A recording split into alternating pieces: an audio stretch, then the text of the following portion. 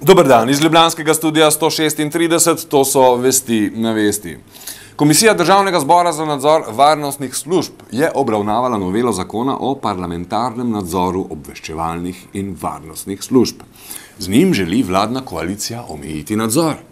Poslanec socialdemokratov in član komisije Dušan Kumer pa temu ostro nasprotuje.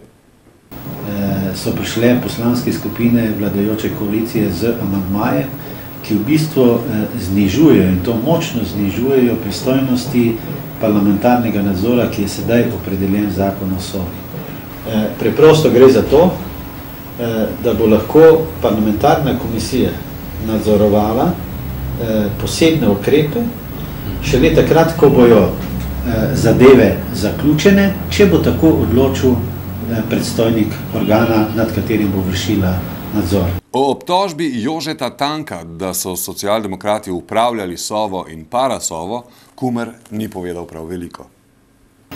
Tako nizkih, pritlehnih in nizkotnih vrednostnih sodb in obtožb, ki jih je izrekel vodja največje poslanske skupine, preprosto ne komentira. Je pa bil bolj zgovoren, ko je razmišljal o tem, kdo bo letos letoval in kje. Če zares ima tudi vlada namen, da to Sovo gnezdi na nov način, potem seveda vlada ne sme iti na dopust, Sova pa lahko gre. In jaz si predlagam, da se najame eno Bavarijo 45 in lepo gre proti Hvaru.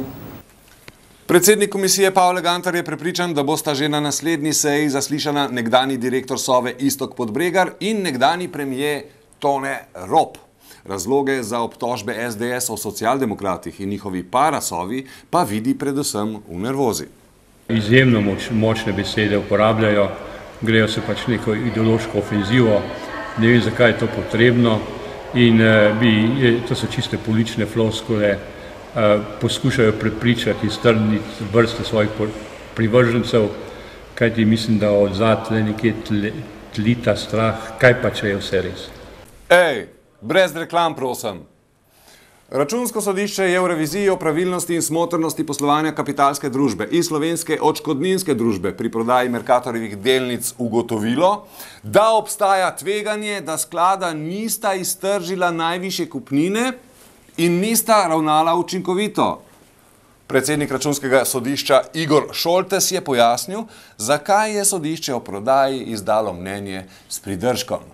Sod je naprimer tudi kot poslovno skrivnost označil tudi časovnico prodaje delnic, kar predstavlja glede revizijskega poročila izjemno pomemben dokument, iz katerega seveda je razvidno nekaj, da to, kar opozarjamo tudi v nadaljevanju, da nekateri dogodki niso bili po našem mnenju ustrezno evidentirani, torej niso bili ustrezno dokumentirani, v celoti pa sta revizijski poročili posredovani predsedniku Državnega zbora. Posredovali pa smo tudi obe poročili tudi Vrhovnemu državnemu tožilstvu. Po našem mnenju sta obe družbi pristali na ceno, ki temelji na neustreznih podlagah, torej oblikovani brez ustreznih izhodišč v pogajanjih s kupcem.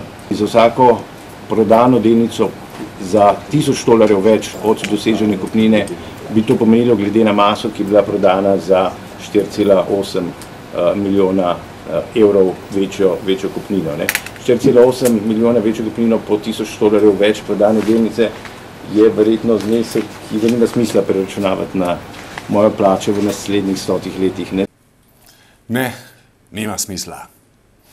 Predsednik Komisije za preprečevanje korupcije Drago Kos je predstavil novosti v predlogu zakona o integriteti v javnem sektorju, ki je bil v torek vložen v parlamentarno proceduro.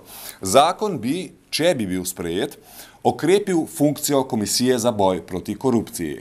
Ko se bodo poslanci odločali o tem, ali bodo sprejeli ta predpis, se bodo odločali enostavno med tem, ali želijo malo bolj pošteno državo, ali pa še vedno želijo državo, ki bo plen vsakokrat zmagovalcev na volitvah. Z drugimi besedami, ker jaz verjamem v poštenost ljudi, se bodo odločili med svojo poštenostjo in med diktatom svoje politične stranke. In kot vidim glede na nekatere reakcije, ki so že bile, se bojim, da bo se pri delu poslancev spet prevladalo tisto drugo. Na takšen način Slovenija ne bo napredovala. Kos se je odzval tudi na izjavo ministra za javno upravo Gregorja Viranta, ki upa, da ne gre še za eno komisijo. Gospod Virant skače sam sebi v usta. Tisto, kar je bilo v njegovem predpisu določeno in kar je Ustavno sodišče ugotovilo, da je protiustavno, je bila komisija Državnega zbora. Ampak mislim, da je stvar čisto nepomembna, ker je povsem irelevantno, kako se imenuje organ, ki se ukvarja s preprečevanjem korupcije. Lahko je komisija, lahko je zaradi mene tajno društvo PGC, lahko je brigada, kot recimo so ustanovili Francozi. Pomembno je, kakšen položaj ima, kakšne pooblastila ima in kolikšno zaupanje ljudi uživa. Kosova komisija ugled, kot kaže, ima, saj se je število prijav letos močno zvišalo. Kljub temu pa Kos nad bojem s korupcijo v Sloveniji ni najbolj zadovoljen. Smo v prvih 4 mesecih dobili 5-krat več prijav korupcije kot v enako obdobju lani. To lahko pomeni, da je korupcije dejansko toliko več, lahko pomeni, da je malo manj, lahko pa pomeni samo to, da so ljudje 5-krat bolj občutljivi na to področje. Ta trenutek sem pa prepričan, da hrvaški sistem deluje boljši kot naš. Zoran Janković je na drugi strani mesta medtem odprl prenovljeni Karlovški most. Okoličani so bili zadovoljni, svoje navdušenje pa je pokazal tudi ljubljanski župan. Zakaj sem pa hodil, na Rudnik, rezultat tega je, da so te dede, tako da tudi to lahko povem, kaj je bil moj namen čakanja na tem mostu. To sicer ni bil povabilo do druge, pa smo dobili za srečo tega pozdravljanja. Sproščenost. Beseda, s katero nam zadnje tedne nasilno in proti naši volji mučijo ušesa. Komentar dneva sociolog Luka Culiberg. Ste sproščeni? Če niste, potem ste sumljivi ali pa celo govorite neresnico. Nedavno je minister Rupel na televiziji povedal, da ni mogoče zdržati podmene o večji sproščenosti konec 80-ih in da kdor to trdi, dela napako, ima zgrešeno gledanje ali pa kratko malo govori neresnico.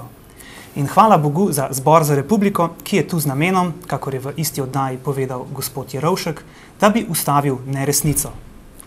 Minister Rupel seveda vedno govori samo ne laži, zato mu le verjemimo.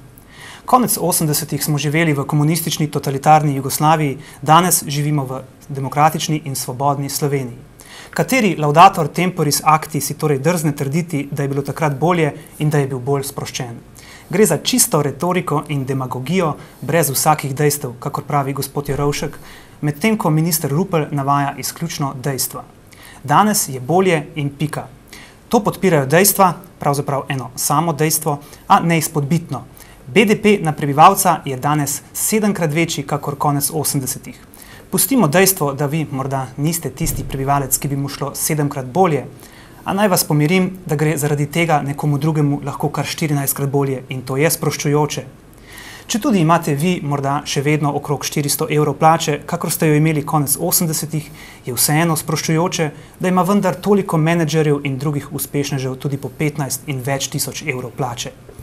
Saj je vseeno, če vam je danes težko dati že za mesečno vozovnico avtobusa, če pa lahko skozi okno sproščeno opazujete, kako mimo vas drvijo prelepi Audi, Maserati in podobni. To so dejstva in čiste nelaži. Če pa vi mislite drugače, potem gre le za vaš lapsus memorije ali pa morda celo izrekate neresnico. Toda v tem primeru vas bo Zbor za republiko tako ali drugače zaustavil. Lepo spovedal. Kultura. Sinoči se je v Ljubljani pričel jazz festival na Gradaščici z naslovom Krakov Trn, ki bo trajal do sobote. Prvi dan smo lahko poleg Adam Klem kvinteta slišali tudi multiinštrumentalno zasedbo Ingver. Koliko inštrumentov imate vi, fanti, v zasedbi? Oziroma, koliko jih igrate? Odvisno, koliko jih prinesemo. Koliko ste jih danes prinesli? Jaz sem 3. Katere 3? Ukulele, dusingoni, to je ta lovska kitara, pa flamenko kitara.